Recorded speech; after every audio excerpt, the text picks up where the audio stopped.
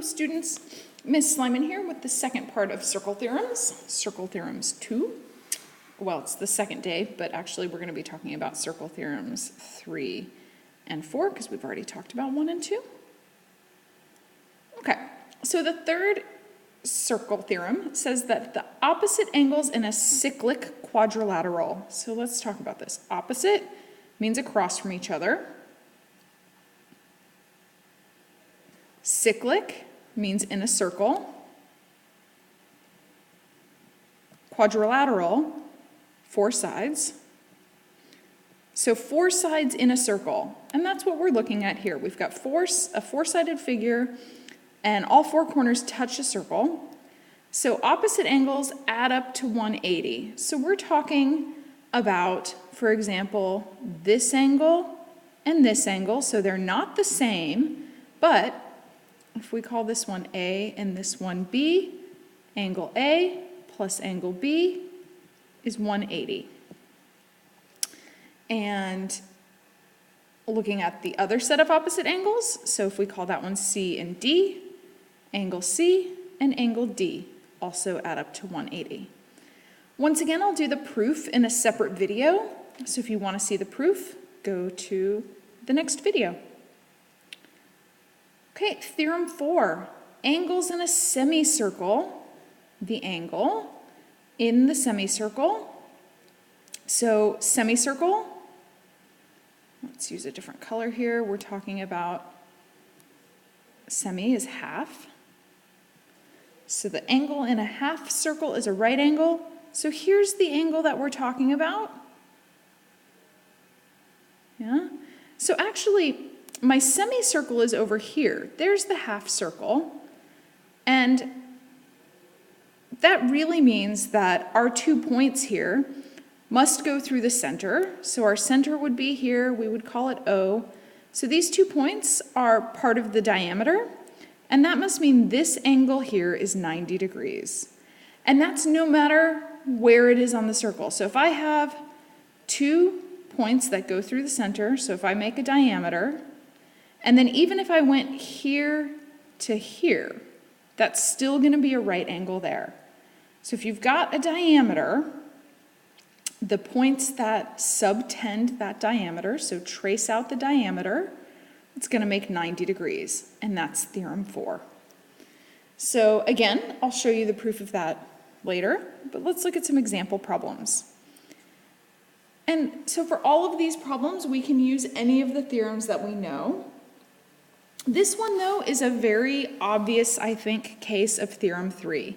So this is theorem 3. So we know that A plus 78, oops, that was supposed to be a small o, 78 degrees equals 180 degrees. So if we subtract off that 78, then A has to be 102 degrees, which makes sense because it's bigger than 90. And that's using theorem 3.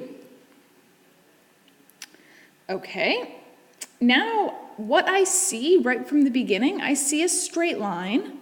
So just something to note that all of those angles, I'll write this down. So those angles sum to 180 because of the straight line. And maybe I'll use that and maybe not, I don't know. But I also know that angle B plus angle C, angle B plus angle C must add up to 180, and that's theorem 3.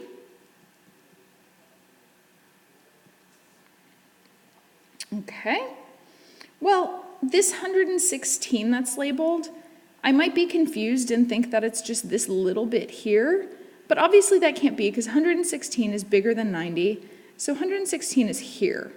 So I am going to use this fact down here to say that that must mean 116 plus B equals 180.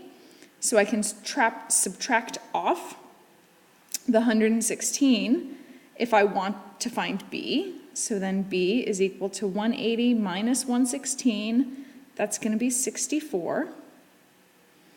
And then just looking at this, b plus c is 180. Well, b plus 116 is 180.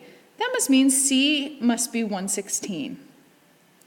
So angle C is 116 degrees. And there are my two angles. Okay, I have angles in a quadrilateral.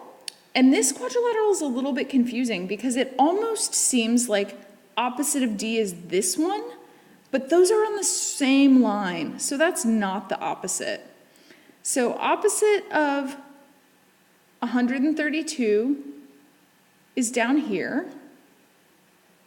That makes no sense because that angle is clearly not 132. Opposite of D would be 109. D definitely does not look like 109. There's something wrong here. I think this picture is drawn wrong because opposite of D would be 109. Oh, they add up to 180. They're not equal. Okay, this is much better. Use your theorems correctly, Miss Slyman. So theorem 3 says that opposite angles add up to 180.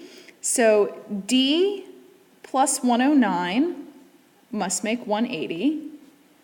And then also this angle, which is not labeled, plus 132 must make 180. So I'm going to call that F. So F plus 132 is 180. Okay, I can find D by subtracting 109. So D is going to be 71 degrees. I can find F by subtracting 132. That's going to be 48 degrees. And then I know because that's a straight line. So straight line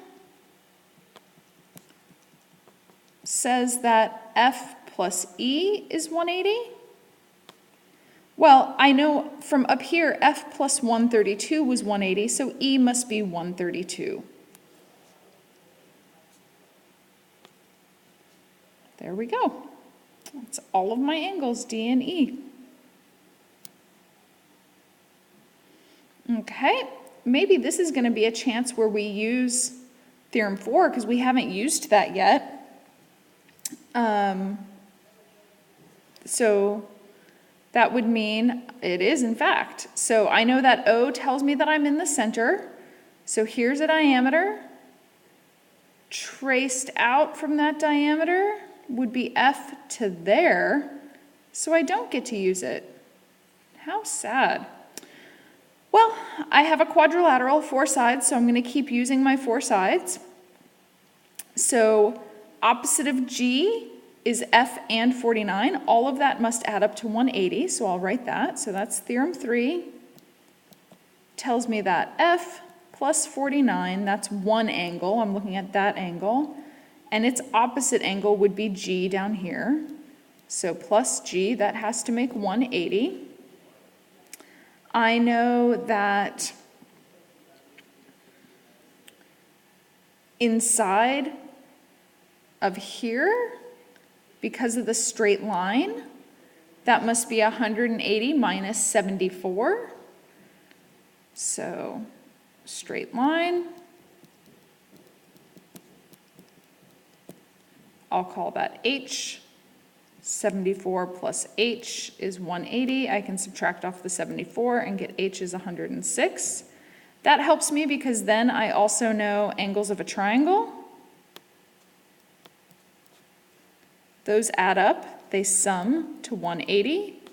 So that tells me that 49 plus H, which is 106, plus G, oh, that's not a triangle. Oh, that doesn't help me. Well, now, what else helps me? Oh. No, that doesn't help me.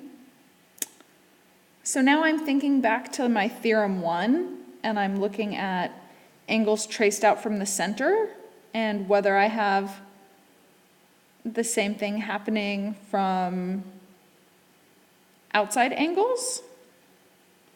This one didn't work because all of that is not a triangle, so while angles of a triangle do add up to 180, I don't actually have a triangle because this here is a quadrilateral. This is my triangle.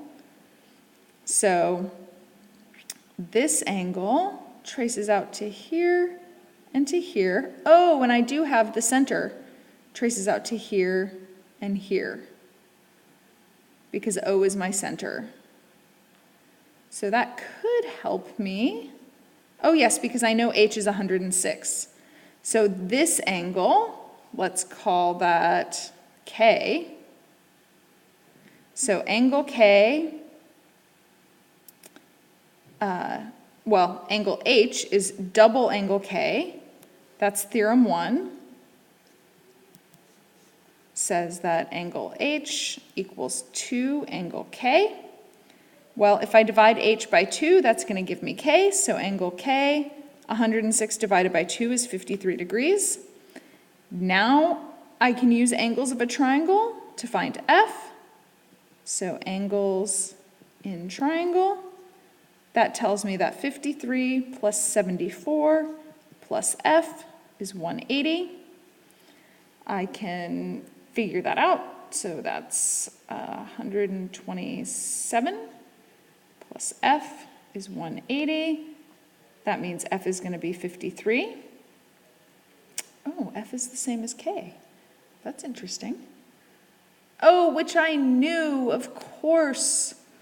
I should have known that because that's an isosceles triangle. Both of those are radii. So that's isosceles triangle. So those have to be equal. Okay, but obviously I could have done it this way too. Now that I know F, I can come back and plug F in up here. So 53 plus 49 plus G is 180. That means that that's going to be 102. So G must be 78 degrees. And I know my F and G. So I forgot about isosceles triangles. Maybe we'll try and remember that for next time. Okay.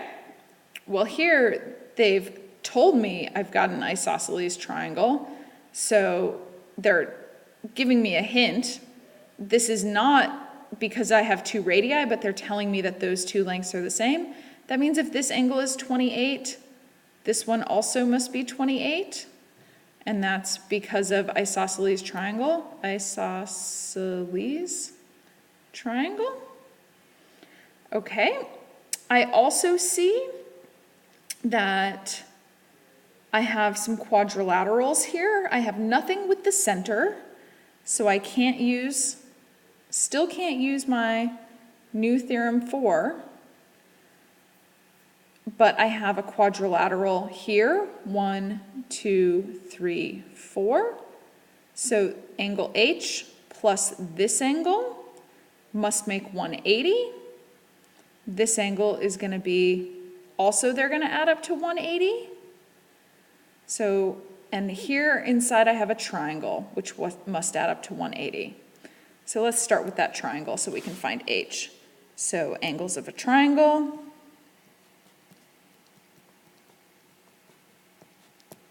That tells me that 28 plus 28 plus H is 180. That's 56 plus H is 180. That means H is going to be 124. This angle plus H, so we can call that, let's say, J. H plus J equals 180, but also I plus J equals 180. So this one is theorem 3. This one is because of straight line. Well, I know that H is 124. These J's are the same, so that must mean I is also 124. So I is 124 degrees. So H and I must be the same thing.